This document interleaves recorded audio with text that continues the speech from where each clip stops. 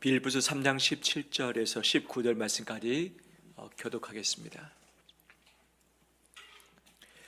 형제들아, 너희는 함께 나를 본받으라. 그리고 너희가 우리를 본받은 것처럼 그와 같이 행하는 자들을 눈여겨보라.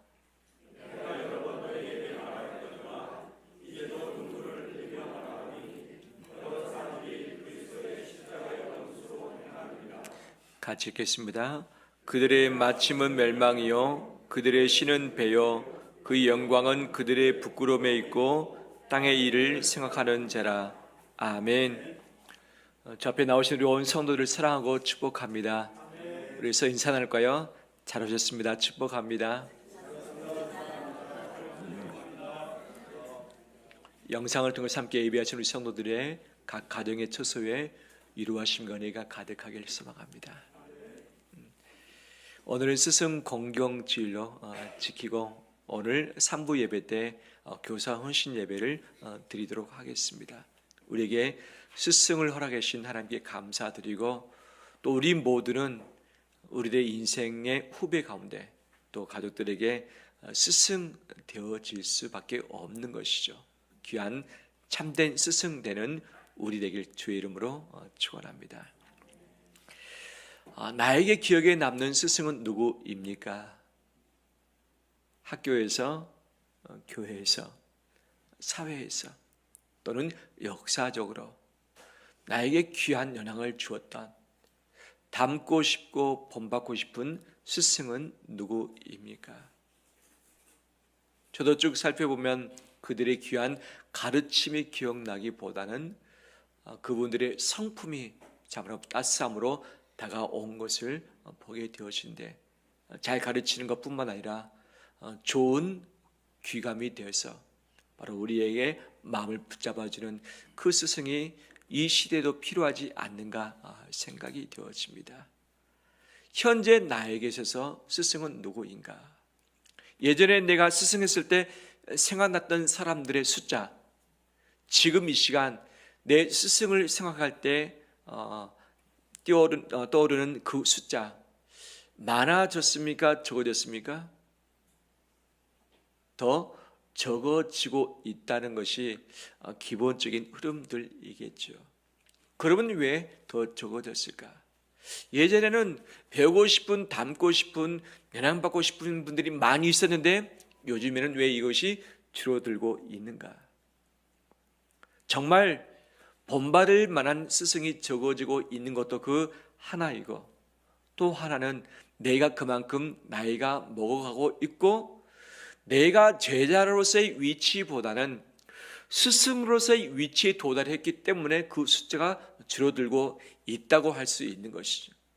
하지만 놓치지 말아야 할 것 중에 하나가 무엇인가? 내가 본받을 자가 이 시대에 없다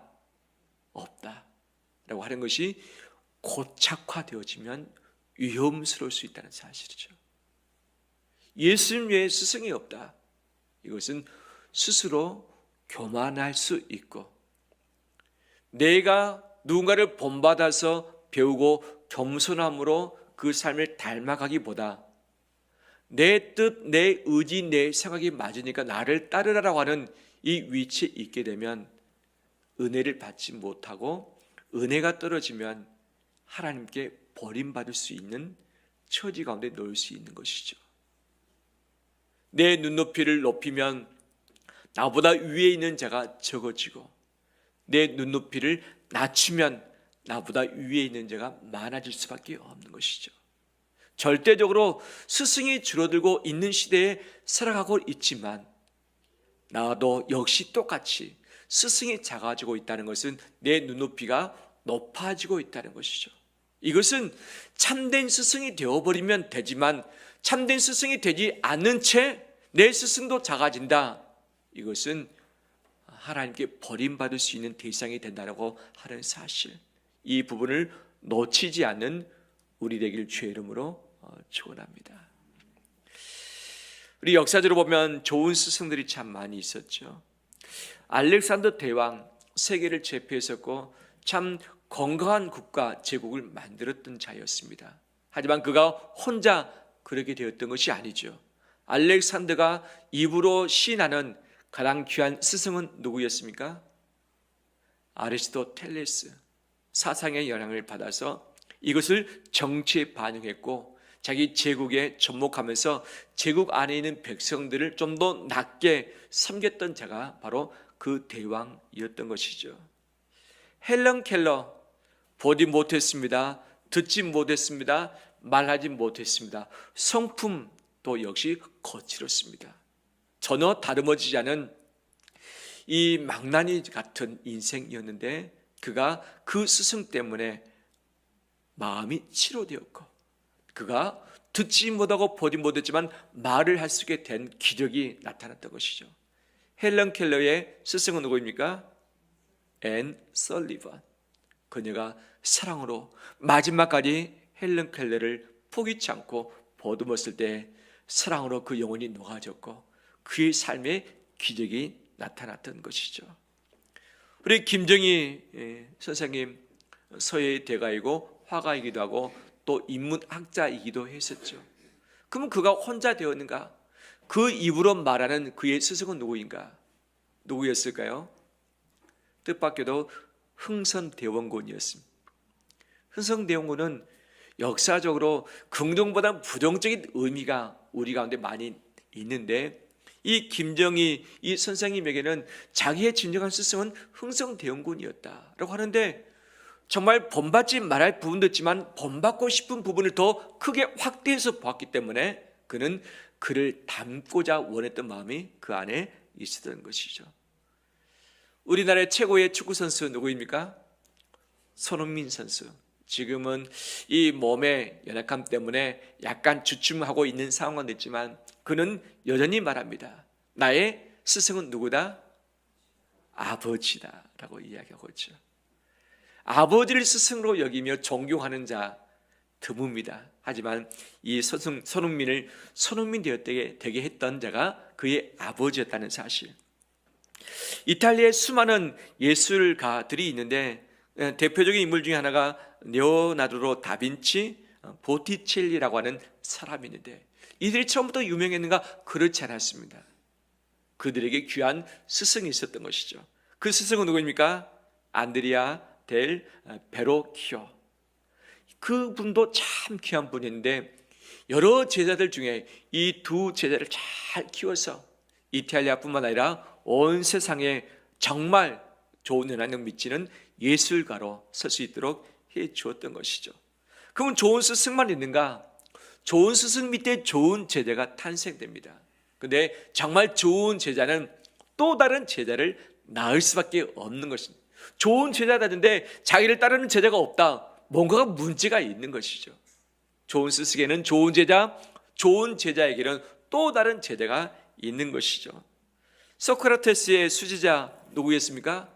플라톤이었습니다. 플라톤의 가장 귀히 여기는 제자 누구였습니까? 아리스토텔레스. 아리스토텔레스의 제자 중 한 명은 누구입니까? 아까 얘기했던 알렉산더 대왕이기도 했던 것이죠. 스승이 제자를 낳고 제자가 제자를 낳는 이 시스템이 건강한 국가, 바로 건강한 공동체라 할 수 있지요. 음악가 중에 바흐라고 하는 음악가가 있습니다. 바흐. 그는 누구를 자기의 스승으로 삼고 있는가? 바로 아버지 바흐였습니다. 아버지 바흐. 아버지에게 여러 자식들이 있었는데 두 명을 음악가로 성장시켰는데 그의 아버지의 영향을 바흐가 받아서 정말 귀한 음악가로서의 삶을 살았었던 것이죠. 교육계의 스승 중에 한 명이 누구냐? 지금은 또 프로이트라고 하는 거죠. 교육 역사에 있어서 빼놓을 수 없는 분이 어쩌면 좀 인문학적인 또는 인간적인 부분에 좀 약간 아쉬운 점이 우리 기독교 교회에서 있기는 있지만 그도 역시 훌륭한 제자를 낳았죠. 누구입니까? 칼 융이라는 학자인데요. 그의 교육학의 역사가 지금 전 세계의 기본 틀이 되고 있기도 하는 거죠. 좋은 스승 밑에 좋은 제자, 좋은 제자를 보면 바로 그 위에 좋은 스승이 있는 것은 이 역사가 이야기를 해주고 있는 것이죠. 그러면 다른 민족만 그런가? 우리나라 역사에도 역시 그런 분들이 참 많이 있죠. 조선시대만 보면 어떻습니까? 태계 이항의 제자 누구입니까? 유성룡, 성리학을 집대성 했었던 것이죠. 율곡이의 제자 누구입니까? 김장생이라는 분. 그 다음에 이 강세황의 제자 누구입니까? 김홍도라고 하는 이 화가였고, 실학자이자 서예가, 그림, 금수각에 뛰어났던 추사 김정희, 그의 뛰어난 제자는 누구입니까? 소치 허련이라고 하는 사람이죠. 우리나라에도 귀한 스승 제자의 관계가 다 있는 것이죠. 나에게 좋은 스승은 누구인가? 참된 스승은 누구인가?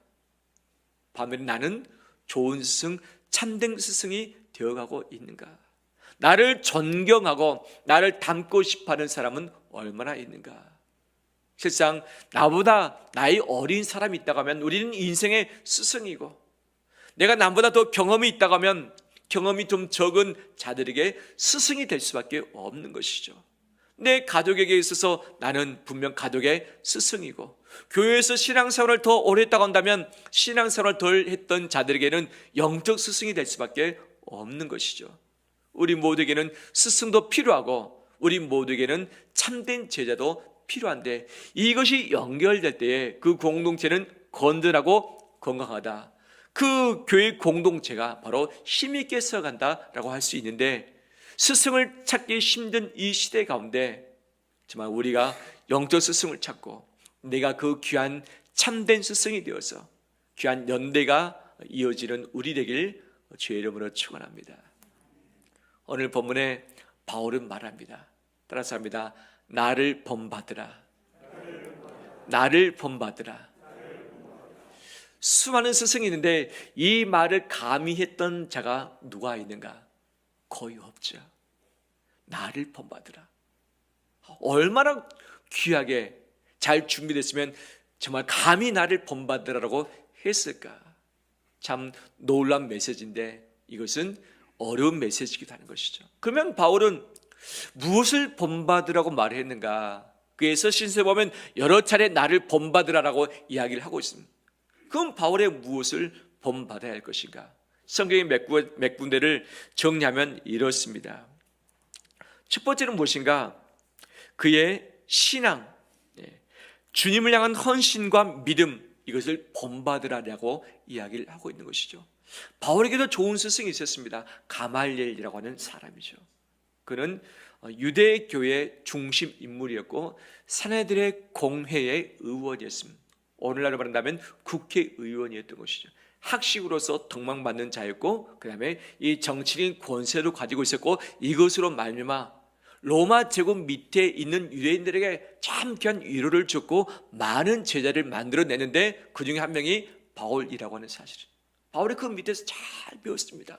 열정 가지고 유대인 중에 유대인, 바리새인 중에 바리새인이 되었던 것이죠. 그런데 나중에 바울은 자기의 또 다른 스승을 만났습니다. 그 스승은 누구이십니까? 예수 그리스도. 예수 그리스도. 자기를 부르시고 따르게 하신 예수 그리스도. 바울보다 나이가 많이 차이가 나느냐? 나이 차이가 별로 나지 않습니다. 몇 살 차이밖에 나지 않습니다. 하지만 예수님을 영적인 스승으로 삼고자 했었고, 그는 그리스도를 본받고 있고 그 본받은 삶을 그의 제자들에게, 교인들에게 나를 본받으라 하면서 본을 보여주고 있는 것인데, 이것이 바울의 헌신된 신앙, 믿음이라 할 수 있겠죠. 뿐만 아니라 복음을 향한 열정과 희생, 섬김이 바울의 귀한 모습인데, 바로 이 부분에 나를 본받으라. 내가 감옥에 있든지 밖에 있든지, 내가 나이 들었든지 나이 적든지, 때를 얻든지 못 얻든지 말씀을 접하는 것이 내 사명인데, 너희도 나를 본받아서 이 삶을 따라오라고 감히 강조를 하고 있는 것이죠. 또한 그의 겸손과 고난을 받는 것을 본받으라라고 바울은 말하고 있습니다. 내가 예수 그리스도와 함께 고난을 받은 것을, 나는 이것을 기쁘게 생각하고 있다. 너희도 나와 함께 예수 그리스도의 고난을 본받자. 나는 예수 그리스도의 죽으심을 본받는다. 결국 이 고백에 따라서 그는 십자가의 형벌뿐만 아니라 그는 순교자의 형벌을 받아서 바로 그 뒤를 따랐던 것을 보게 되어지는 것이죠. 그의 겸손함, 그의 고난, 이것을 본받으라고 감히 바울은 말씀해 주고 있습니다. 또한 바울은 하나님을 기쁘시게 하는 삶을 살았는데 내가 사람에게 보이려고 하지 않고 사람이 있을 때나 없을 때나 하나님만을 기쁘시게 한다. 사람이 내게 어떻게든지 나를 환영하든 나를 환영치 않든 나를 핍박하든 핍박하지 않든 간에 내 인생의 모든 것은 하나님이다. 하나님의 영광을 위해서 먹기도 하고 먹지 않기도 하고 내가 살든지 죽든지 주의 영광을 위해서 내가 살아가겠다라고 하고 있는데 사람이 따르지 않든 사람이 있든 없든지 사람의 찬성하든 사람이 반대하든 간에 관계없이 그의 삶의 주권의 중심이 하나님만을 기쁘시게 했다고 하는 사실이죠. 그렇기에 바울은 두려운 사람 무서운 사람이 없었습니다. 왜? 주님을 기쁘시게 하는 것에 합당하다면 사람의 핍박을 받고 박해를 받는다 할지라도 반대를 받는다 할지라도 바울은 기뻐하면서 주의 뜻을 따르면서 하나님만을 기쁘시게 드렸습니다. 바로 이 모습을 통해서 나를 본받으라 라고 말씀을 하시는 것이죠. 살다 보면 오해를 받기도 합니다. 살다 보면 고난을 받기도 합니다. 살다 보면 여러 가지 갈등 가운데 있기도 합니다. 이 갈등, 오해, 고난 때문에 내 감정, 내 인격, 내 삶이 뒤죽박죽 돼버릴 때가 참 많이 있고 마음이 흔들리고 마음이 녹아져서 힘이 없어질 때가 분명 있습니다.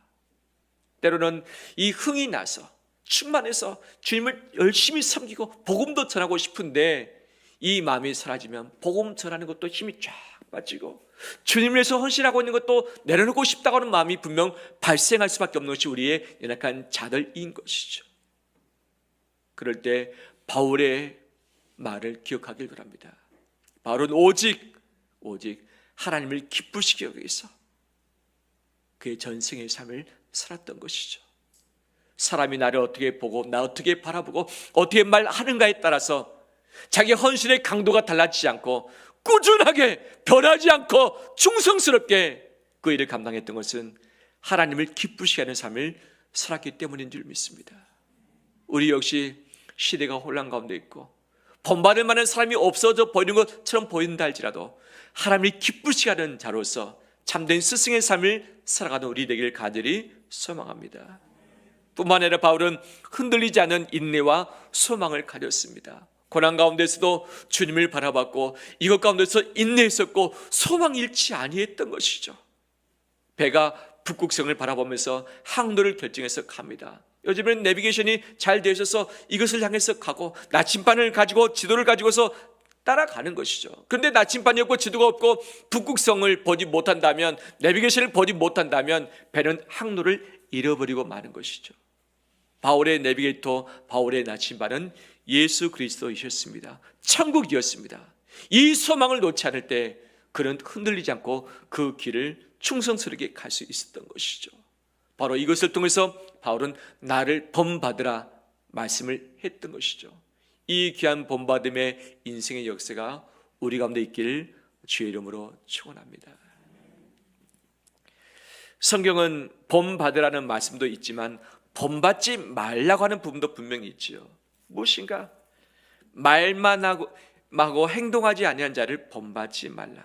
이 세를 본받지 말라. 사욕을 본받지 말라. 악한 것을 본받지 말라라고 하면서 마태복음, 로마서, 베드로전서, 요한 3서 가운데 이야기를 하고 있습니다.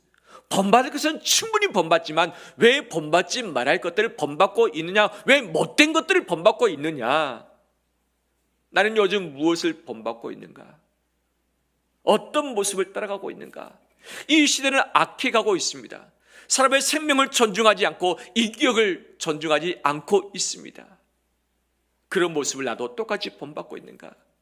시대의 흐름들, 매스컴들, 드라마, 영화에서 나오는 이 악한 행동, 악한 말들, 감해서는 안 될 행동들을 똑같이 보고 본받으면서 남들도 하니까 나도 한다라고 혹시 그런 부분은 없는지 우리 자신을 살피면서 이것들 다 지워버리고 예수 그리스도를 본받고 바울이 사람으로서 우리에게 본이 된 것처럼 그의 삶을 본받아 나가는 우리 되길 주의 이름으로 축원합니다. 그렇다면 나는 누군가를 본받는 제자이지만 아까 말씀드렸던 것처럼 나는 인생에 있어서, 신앙에 있어서 누군가의 스승이 될 수밖에 없는 것이죠. 나의 가족은 나를 본받고 있는가? 내 가족, 내 자녀, 내 손주는 나를 존경한다고 감히 말하고 있는가? 내 말과 내 표정, 내 행동을 가족들이 본받아 닮아가고 있는가? 가족은 서로 닮아가는 것이죠. 그러면 가족들은, 내 자식은 나의 무엇을 본받고 있는가? 내 자식들이 아빠를 보니까, 엄마를 보니까 나는 교회 다니기 싫어, 이 모습 보니까 나는 신앙생활 하기 싫어 라고 말을 할 수도 있는 것이죠. 그 말은 우리 가슴에 비수를 찌르기도 하는 것이죠. 반면에 나는 엄마의 신앙, 아빠의 신앙 보니까 나도 신앙생활 하고 싶어, 나도 교회 다니고 싶어, 나도 이 길 갈 거야 라고 하는 이 결단도 분명 함께 있는 것이죠. 나는 가족에게 스승으로서 본을 보이고 있는가, 이 부분을 점검하길 바랍니다. 교회에서의 나의 신앙의 모습과 가정에서의 신앙의 모습이 다르다고 한다면 분명 가족들은 나를 존경하기 쉽지 않을 터이지만, 이 똑같은 온도를 가지고 가정에서도 섬기고 기도하면서 정말 본이 된다면 우리 온 가족이 나를 존경하면서 존중하면서 이 본받는 삶을 따라오게 될 줄 믿습니다. 부모는 자식에게 등을 보이고 자식은 부모의 등을 보고서 따른다라고 이야기를 하고 있죠. 부모는 자식에게 말을 많이 하면서 가르치기를 원하는 부분들이 있지만 말로서가 아니라 삶에서 본을 보일 때에 우리의 삶을 따라오게 될 줄 믿습니다. 제 강단에 늘 이 바톤을 놓고서 마음을 가져 기도를 하고 있습니다. 내 신앙의 바톤을 우리 자식에게, 손주들에게, 우리 가문에 전수해 주길 합니다.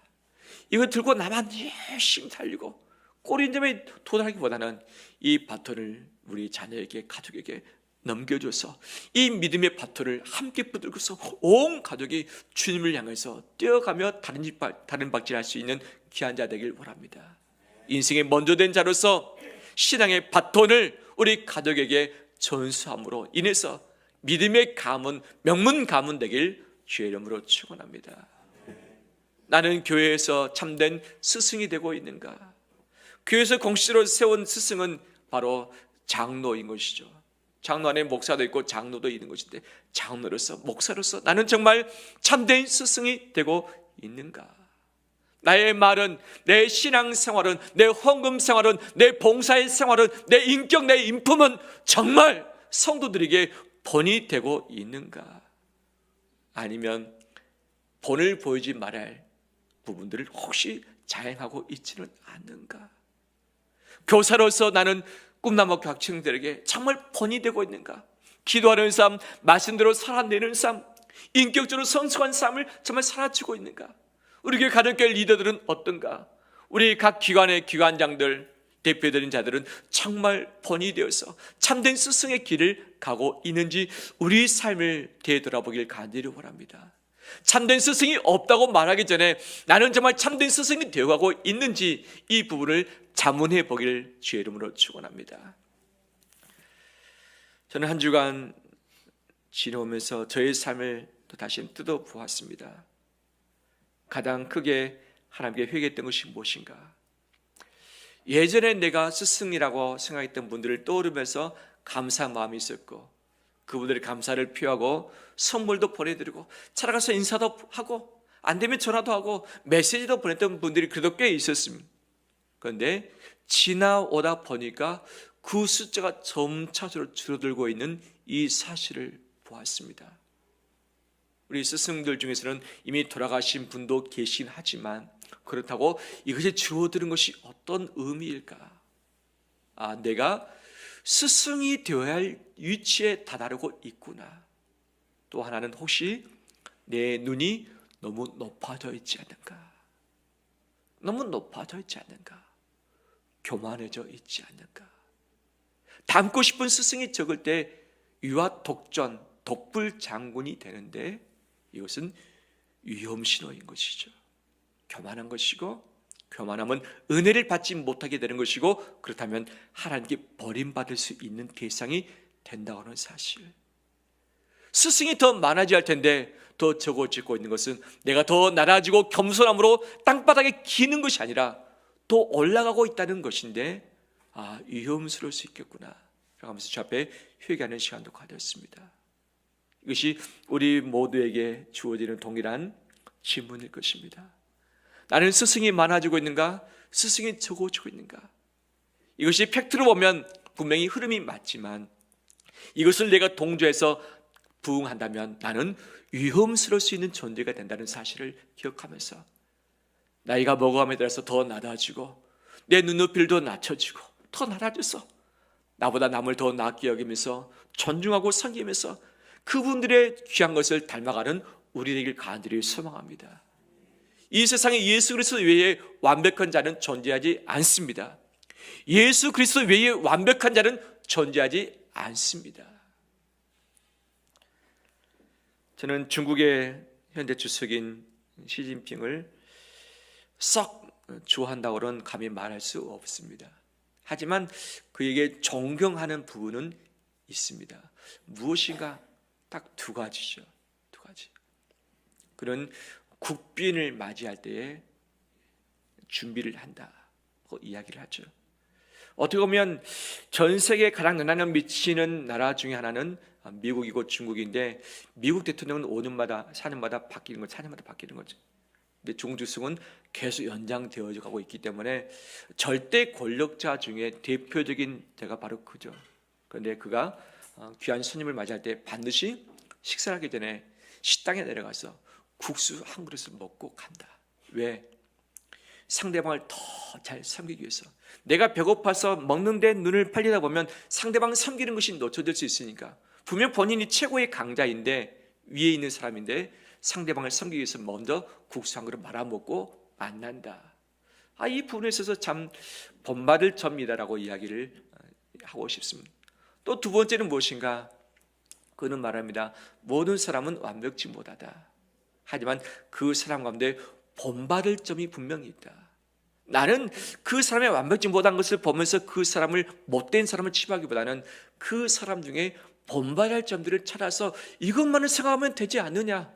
만약 그 사람이 10가지 중에서 6가지 이상이 본받을 점이고 서너 가지가 좀 못된 부분이 있다면 나는 6가지를 보고서 그 사람을 평가를 하겠다라고 이야기를 합니다. 실제 이 삶을 살아가고 있는지는 역사적으로 나중에 평가를 해야겠지만, 그가 했던 말에 의한다면 그의 시각은 본받을 만한 점이다라고 생각할 수 있는 것이죠. 이 세상에 완벽한 자는 없습니다. 온전한 자도 없습니다. 몇 가지 허물로 그 사람을, 완전히 못된 사람을 치부하기보다는 그 사람의 장점이 있고 칭찬할 부분이 있고 본받을 부분이 있고 따라할 부분인데, 이 부분을 확대하면 보면서 그 사람이 귀하게 생각할 때에 스승이 줄어들기보다는 스승들이 많아지게 될 줄 믿습니다. 이 시대는 사람들 저평가합니다. 인격을 모독합니다. 사람을 소중하게 생각하지 않습니다. 정치에서 매스컴에서 사람들 다 깎아내리며 내 자신이 올라서기를 예를 쓰고 있는데, 우리 그리스도인마저 그 삶을 닮아간다면 누가 우리 그리스도인들을 존경할 자로 볼 수 있겠습니까? 이 시대가 세상이 그런다 할지라도 우리의 긍정적인 시각 가지고 좋은 점 한두 가지, 좋은 점이 그래도 51% 이상 된다면 정말 그 사람을 귀한 것으로 보면서 그 사람을 나의 스승으로 여기면서 나가는 우리 삶 되길 주의 이름으로 축원합니다. 마무리하면서, 그렇다면 우리 모두가 스승이라고 한다면 어떤 것에 본을 보여야 될 것인가? 나이가 적든 많든, 어느 직분을 가졌던 어느 가정 가운데 있든지 간에 관계없이 공통 분모로서 그리스도인의 참된 스승이 되기 위해서 어떤 부분에 좀 신경을 써야 될 것인가, 어떤 것을 붙잡아야 될 것인가, 세 가지로 정리를 해봤습니다. 첫 번째, 감사하는 태도죠. 들었습니다. 감사. 예. 감사를 할 때 존중받을 수 있는 참된 스승으로 발전해 갈 줄 믿습니다. 그 사람이 어떤 사람인가, 여러 댐댐이, 여러 기준들이 있지만 제가 볼 때 감사를 잘 할 줄 아는 사람이 참 인격적으로 된 사람이다. 본받을 스승이다. 저 역시 이런 삶을 살아낼 때에 참된 스승으로서 준비를 갖추어간다라고 할 수 있죠. 요즘 나의 입은 무엇이 더 많이 있습니까? 불평입니까? 비판입니까? 원망입니까? 분노입니까? 요구입니까? 그 무엇보다도 하나님께 감사하면서 가족에게 감사하고 교인들에게 감사하고 직장과 친구 이웃들에게 감사를 표현하며 고백하는 우리 되길 간절히 소망합니다. 지난 4월 감사 캠페인을 통해서 많은 분들이 동참해서 감사드리는데 이 5월달 역시 감사를 표현하면서 우리 가정에 다른 것보다도 감사가 더 전달되어지고 감사하는 삶을 살아낼 때에 우리 주변 사람들이 우리 자신들을 따라가는 자 되길 주의 이름으로 축원합니다. 두 번째, 그것은 웃음입니다. 따라서 합니다. 웃음. 우리가 가진 들 무엇을 많이 가질 수 있겠습니까? 5월달에 행사도 많고 일도 많고 집안에 많은 애경사도 있습니다. 우리가 재정으로, 돈으로, 선물로, 편지로서 우리의 마음을 표하기도 하지만 우리 얼굴에 웃음 잃지 않길 소망합니다. 제가 밖에 나가면 많은 관찰을 합니다. 늘 제 시간은 새벽에 와서 오후에 퇴근할 때까지 교회에 그냥 있습니다. 집에 왔다 갔다 안 합니다. 왜? 왔다 갔다 하면 그 시간이 1시간 가버립니다. 그 시간이 아까워서 아침 이른 시간에는 기도하는 시간, 말씀 보는 시간, 책 읽는 시간을 가지려고 애를 쓰고 있습니다. 그러다 보니까 상대적으로 밖에 나가서 관찰하며 사람과 어울릴 수 있는 시간이 상대적으로 줄어들어요. 그래서 밖에 나갈 때만 되면 저는 무엇을 보는가? 사람들의 얼굴을 주목해서 봅니다. 사람들의 표정을 주목해서 봅니다. 전철을 탈 때, 버스 탈 때, 운전하고 가다 잠깐 정차할 때 사람의 표정을 다 보는 거죠. 근데 어떤 것이 이 시대의 표정인가? 요즘 이 시대의 사람들은 어떤 표정을 짓습니까? 무표정. 얼굴에 표정이 없습니다. 얼굴이 다 굳어져 있죠. 분주하고 바쁘고 피곤하기 때문에 웃지 못하지만 너무 무표정해요. 가만히 보고 있으면 무섭기도 하는 거죠. 저는 거울을 보면서 봤습니다. 봤더니 저도 무표정으로 닮아가고 있는 제 모습을 보면서 깜짝 놀랐어요. 그래서 거울 볼 때마다 웃으려고 다시 애를 쓰고 있는데 이 웃음은 억지로 다는 웃음도 있지만 내 속이 은혜로 채워지고 내 심령이 붕대지고 말씀에 생명력이 있으면 나도 모르게 웃음이 흘러나오게 될 줄 믿습니다. 이것이 참된 스승의 본이 되는 것이죠. 요즘 내 얼굴은 어떤가? 웃음으로 가득 차 있는가? 무표정인가? 화가 난 표정인가? 눈을 부릅뜨고 있는가? 심각한 표정을 하고 있는가? 고통스러운 표정을 하고 있는가? 우울한 표정인가? 근심 걱정이 가득한 얼굴인가? 이것보다도 내 심령이 주의 은혜와 말씀으로 충만되어져서 웃음을, 기쁨을 선물하면서 이 삶의 본이 되는 우리 되시길 주의 이름으로 축원합니다. 그런 의미에서 우리 옆에 분들 한번 얼굴 볼까요? 웃어볼까요?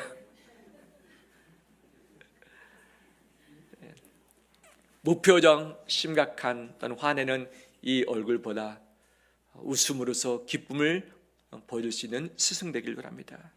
마지막 세 번째, 그것은 섬김입니다. 따라서 합니다. 섬김. 이 시대는 존경받고 싶고 섬김받고 싶고 대접받고 싶은 시대에 살고 있습니다. 나를 좀 대접해달라, 섬겨달라 라고 말하지만 우리 그리스도인은 섬김의 본을 보여야 할 줄 믿습니다. 예수님이 우리에게 본을 보여주시사 참된 스승이 된 것처럼 우리 역시 섬기길 바랍니다. 무엇으로 섬길 것인가? 먼저 인사하는 것, 먼저 인사해주고, 먼저 행동하고, 먼저 챙겨주고, 먼저 살펴주고, 내가 책임받고서 내가 그들을 인사하는 것은 마땅한 부분이지만 상대방이 하기 전에 내가 먼저 섬겨주는 것이 참된 스승의 본인 줄 믿습니다.